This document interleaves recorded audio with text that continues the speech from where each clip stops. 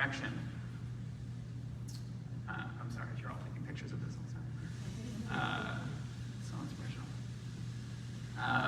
But I think the really important thing is I'm often handed back, and we will iterate with our clients and we'll write these things with them.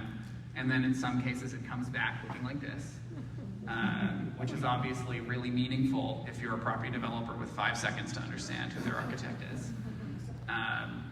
This is a joke for the record, but that there is this problem in architecture where you're talking to other architects and that you have to have gone to the GSD in order to understand what a company does, and that is just not a reality in the grand world of marketing that we live in. But there are some architects who do it really well, and this is not a value judgment on who they are as firms, but I'll kind of give some examples, and whether you like them or not, they are good marketers. Just leave some anticipation, you can guess who they are.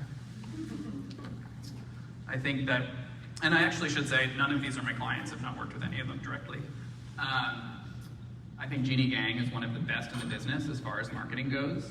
She has developed what we call messaging discipline. This is if you've ever been media trained or you ever worked with strategists in this space, has an incredibly consistent message. It's this very relatable, rooted in the Midwest. You could like run into Jeannie Gang at the grocery store and she would sketch out a building, you know, on like a watermelon, and that sounds plausible to you. But it's also this really kind of high-level intelligence. It's very clear, it's very respectable, but she has this very relatable sort of point of view, which, you know, the counterpoint is Norman Foster, I would say, who is, again, one of the best to do it, in that he has this incredibly precise, you know, very high net worth brand, right? And it's obviously, you know, polarizing depending on how you read it, but he has this idea that he is a very successful person. His clients are in that same bracket. He lives a sort of lifestyle and promotes a type of lifestyle that is aspirational, but to many of his clients, it's their lifestyle also. And so he is marketing himself in a way that, you know, compared to Jeannie, who is winning cultural spaces, and she's doing these buildings that are kind of all over in the depths of Michigan and, you know, in these really interesting places, but then also wins a huge cultural building in New York. Her brand is really kind of grassroots. Norman Foster's brand is very high level. And then, of course, the Danish architect. Bjarke, I think, is also, and I'm good friends with his head of PR, so I have a little bit of bias here, but has this real consistency, and his brand is so memorable because they early on decided that this would be his calling card. And that's something that's really important to think about, particularly if you're the sole practitioner, sole owner of a firm. The idea that you have a sort of persona. And this is something that, now that I have left SOM and work in the world of sole practitioners, I'm very fortunate to work with somebody like Tom Kundig, who has a very memorable brand, and his brand is incredibly relatable. He does these really, you know, everybody jokes, where's the crank? He builds a Kundig house. That has this really great sensibility that is, you know, again, you could run into him in a Home Depot, he will work with you, you can buy some lumber with him and you'll build a house together, and there's something really nice about that. And a lot of it, frankly, for each of these, and for Tom, is a lot to do with the kind of innate qualities they have as people, but that it has to be harnessed properly in order to be used in the kind of marketing world effectively. And this is something that, for all of them, was a deliberate choice at some point, that they would not venture out into some other lane, right? That they become predictable. And that's important in the marketing space. This is what messaging discipline means. If you've ever seen, everybody's seen Obama give speeches. If you watch supercuts of it, he is incredibly consistent and is actually not verging off into new topics very often. And he's often used by media trainers as the best example in the world of how to message in a way that people can remember, because you have to say something, you know, 30 or so times before people remember it, and it becomes part of your brand intrinsically. So the really important thing, obviously, is each of those people have a very specific brand that connects to them, right? And you can sort of imagine if Jeannie won a building tomorrow in any place, you can kind of picture what type of building it would be and how she would approach it, because she has built a brand that has really become an empire for her in a very short amount of time. And the same for Norman Foster. And the really important thing is that you move away from this idea of being really broad, generic, or esoteric, and more into this curated, specific, and frankly, design-led message. And that's what all of those examples I gave, that's what they're doing successfully. Also, just to say, you can do this as a collective. I'm sure lots of you are working in collective firms, and you don't have to be the founder or the name on the door in order to be a part of that. But the bottom line is that your clients are your core audience, and you need to speak to them in a language they understand, which is where the word praxis goes out the window. This is a very complicated table, but just to show you how we sort of tackle this process from a messaging point of view.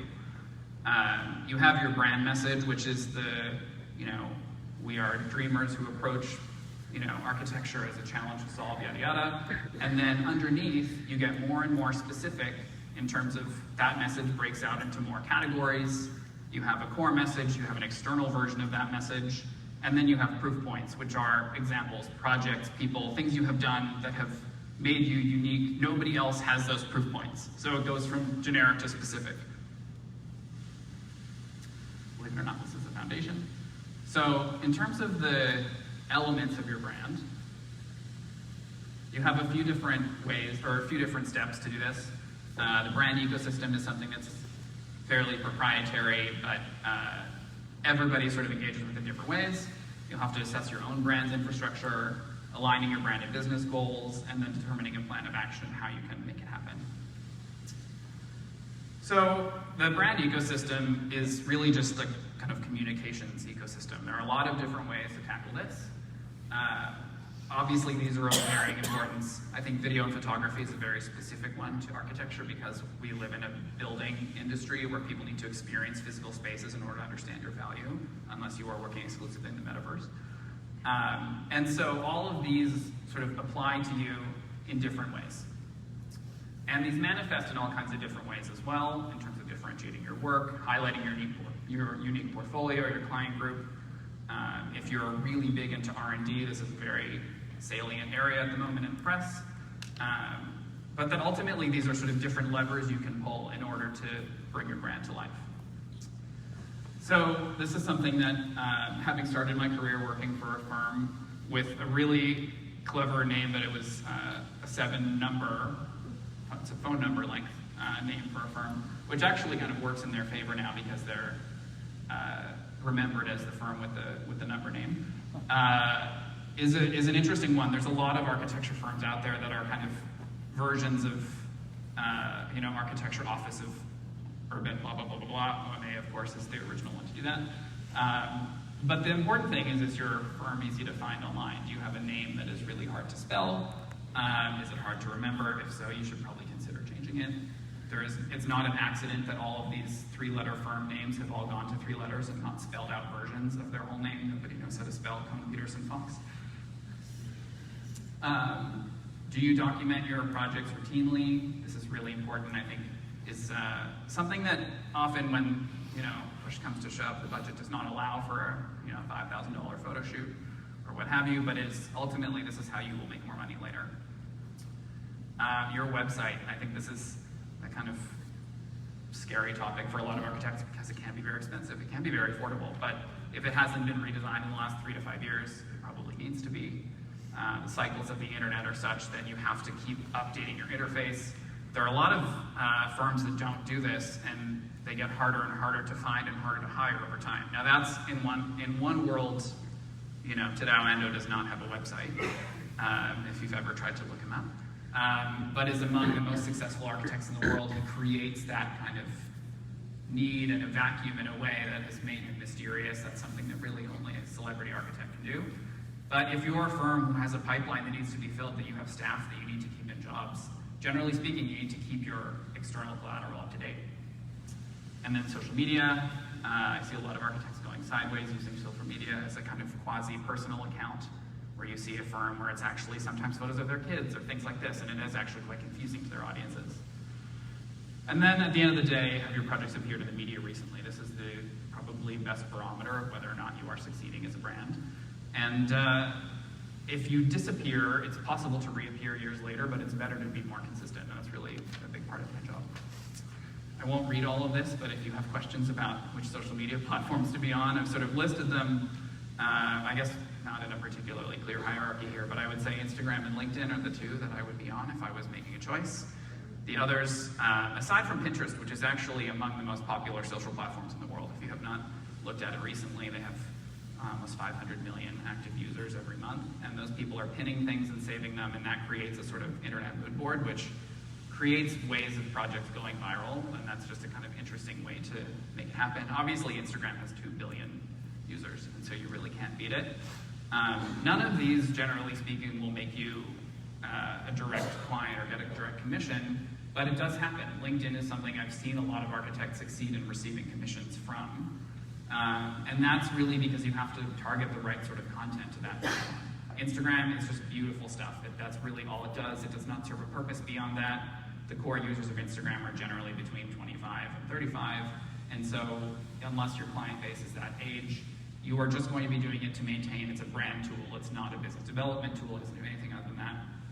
Whereas LinkedIn is a place where executives live, where senior people live, but you are never going to get the CEO of a healthcare system looking at your LinkedIn post, because that's just not in our nature. This is where the business development piece comes in. I did not include TikTok here. If any of you have questions about that, by all means, but I would say don't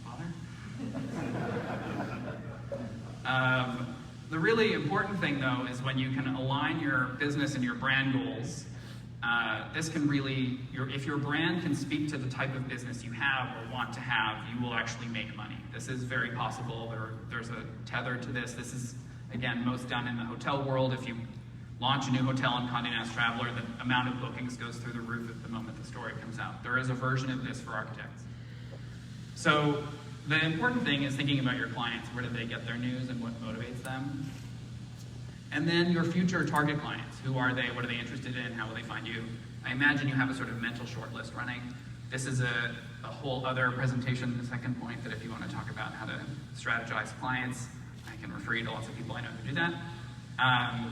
But there is this kind of interesting thing where a lot of my clients are really interested, for example, in getting an A+U, which I think is a real feather in your cap as an architect. I think that most people don't